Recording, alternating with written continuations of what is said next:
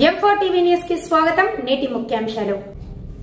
M4 TV news ప్రేక్షకులకు నిజాయితీగా, నిర్భయంగా ఎప్పటికప్పుడు తాజా కబుర్లు, భక్తి గీతాలు m4tvnews.com వెబ్సైట్ యాప్లు ప్రచురితం, ప్రత్యేక ప్రసారం చేస్తుంది. వార్తలు, ప్రకటనల కోసం సంప్రదించవలసిన సెల్ ఫోన్ నెంబర్లు 9666665026 901416 జిల్లా నర్సీపట్నం నియోజకవర్గం. రిపోర్టర్ బంగారాజు. దద్దరిల్లిన నారా లోకేష్ శంఖారావం, అశేష జనం, ఉప్పెనెల తరులు వచ్చిన జనం. తెలుగుదేశం జాతీయ ప్రధాన కార్యదర్శి నారా లోకేష్ నర్సీపట్నం విచ్చేసిన రాబోయే ఎన్నికలు జగన్ అహంకారానికి, తెలుగువారు ఆత్మగౌరవానికి మధ్య పోటీ జరుగుతుందని, ఎన్నికల్లో తెలుగువారి ఆత్మగౌరవం నిలబెట్టాలని తెలుగుదేశం జాతీయ ప్రధాన కార్యదర్శి నారా లోకేష్ పిలుపునిచ్చారు.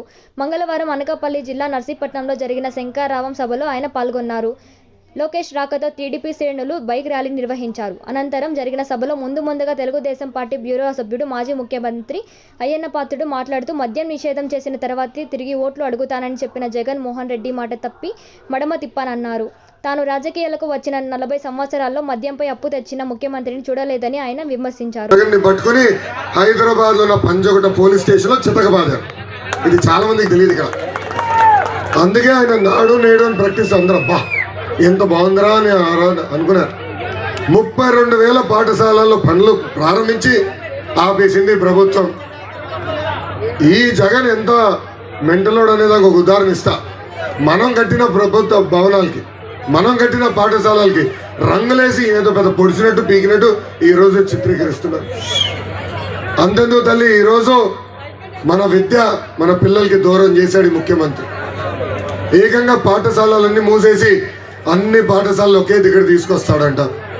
117 జియో తీసుకొచ్చి ఉపాధ్యాయులు కనీసం ఈరోజు పోస్టులు ఇచ్చే పరిస్థితిలో ఈ ప్రభుత్వం లేదు. అంతెందుకు తల్లి, ఈ ప్రభుత్వం ఏర్పడిన తర్వాత స్కూల్ డ్రాప్ అవుట్ రేట్ అంటే మన బిడ్డలు ఎవరైతే పాఠశాలలో చదువుతున్నారో వాళ్ళు అనేక కారణాల వల్ల చదువు మానేసిన సంఖ్య దక్షిణ భారతదేశంలోనే ఆంధ్ర రాష్ట్రం 1వ స్థానంలో ఉంది. భారతదేశంలో అది 12.6 ఉంటే ఆంధ్ర రాష్ట్రంలో అది 16.3 ఉంది. ఏకంగా గత సంవత్సరంలో 173,000 మంది విద్యార్థులు ప్రభుత్వ పాఠశాలలకు వెళ్లకుండా ఆగిపోయే పరిస్థితి ఆంధ్ర రాష్ట్రంలో మనందరం చూసాం. ఆనాడు చంద్రబాబు నాయుడు గారు ఉన్నప్పుడు పాఠశాలలు కట్టారు, ప్రహరీ గోడలు ఏర్పాటు చేశారు, టాయిలెట్లు, మరుగుదొడ్లు కూడా కట్టారు.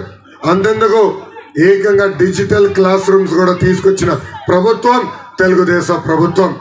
అందుకే ఈ సభాముఖంగా మహిళలందరికీ నేను హామీ ఇస్తున్నా, ఈ విధానం మేము తీసేస్తాం. 117 జియో రద్దు చేస్తాం. మళ్ళీ విద్య మన పిల్లలకి దగ్గర చేసే బాధ్యత మేము తీసుకుంటామని ఈ సభాముఖంగా హామీ ఇస్తున్నాం. ఇంకా నిరుద్యోగ యువకులు కూడా తెలుపుతున్నా. ఆనాడు అన్న ఎన్టీఆర్ గారి దగ్గర నుంచి బాబు గారి వరకు వీళ్ళిద్దరు ముఖ్యమంత్రిగా ఉన్నప్పుడు 170,000 టీచర్ పోస్టులు ఆనాడు భర్తీ చేశారు. 2 నెలలు ఓపిక పట్టండి, తెలుగుదేశం జనసేన ప్రభుత్వం ఏర్పడుతుంది. తప్పనిసరిగా పెండింగ్ పోస్టులని డిఎస్సి ద్వారా భర్తీ చేసే బాధ్యత మేము తీసుకుంటాము. జగన్ ఈ మధ్యన పదే పేదలకి ధనవంతుల మధ్యన యుద్ధం అంటున్నాడు. జగన్ పేదవాడంట. అవును, నిజమే. జగన్ 1,00,000 కోట్ల ఆస్తున్న పేదవాడు.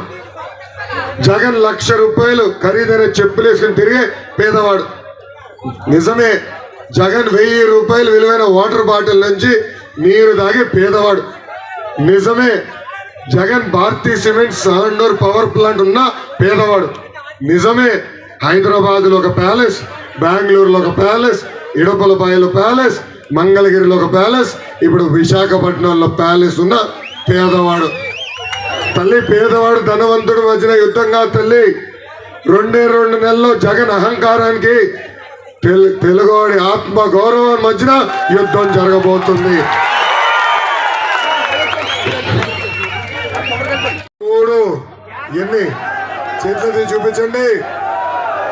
3 గ్యాస్ సిలిండర్లు మన ప్రభుత్వం ఇస్తుంది. ఇంకా 18 నుంచి 59 సంవత్సరాల వయసు ఉన్న మహిళలకి ప్రతి నెల 1,500 రూపాయలు మన ప్రభుత్వం ఇస్తుంది. అంటే సంవత్సరానికి 18,000. 5 సంవత్సరాల్లో 90,000 రూపాయలు మన ప్రభుత్వం ఇస్తుంది. ఇంకా 6వ హామీ ఏంటి? నా గొంతు పోయింది. 6వ హామీ ఏంటబ్బా? 6వ హామీ ఏంటి? మహిళలు ఆర్టీసీ బస్సులో ఉచితంగా ప్రయాణించే హక్కు కూడా మన ప్రభుత్వం కల్పించబోతుంది. అసలు ఉత్తరాంధ్రకి పట్టిన దరిద్రం జగన్ తల్లి 3 రాజధానుల పేరుతో 3 ముక్కలు ఆటలు ఆడుతున్నాడు. ఈరోజు ఉత్తరాంధ్రాన్ని 3కి అప్పగించాడు. ఒకటి క్యాన్సర్ గడ్డలాగా తింటున్న బొత్స సత్యనారాయణ, రెండోది విజయసాయిరెడ్డి, మూడోది ఏకంగా వైవి సుబ్బారెడ్డి. వీళ్ళు 3 పడి ఈరోజు ఉత్తరాంధ్రాన్ని పందుకుక్కులాగా తినేస్తున్నారు. ఆనాడు విశాఖ ఉక్కుని కాపాడుతున్న వ్యక్తి ఈరోజు ఏకంగా విశాఖ ఉక్కుని ప్రైవేటీకరణ చేసేందుకు ప్రయత్నిస్తున్నాడు.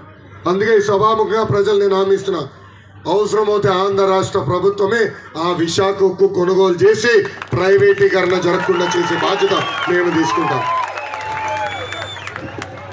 ఇంకా విశాఖపట్నం జిల్లా కూడా జగన్ అనేక హామీలు ఇచ్చాడు తల్లి. కొన్ని హామీలు మీకు గుర్తు చేస్తున్నా. విశాఖపట్నంలో రైల్వే జోన్ ఏర్పాటు చేస్తున్నాడు, చేయలేదు. విశాఖపట్నం అద్భుతమైన మెట్రో రైలు కడతా అన్నాడు, చేయలేదు. 8 లక్షల ఎకరాలకి సాగునీరు అందిస్తా అన్నాడు, 1 ఎకరాన్ని కూడా అదనంగా సాగునీరు అందించలేదు. అంతేకాదు విశాఖపట్నం జిల్లాకి పరిస్థితి కంపెనీలు తీసుకొస్తారు.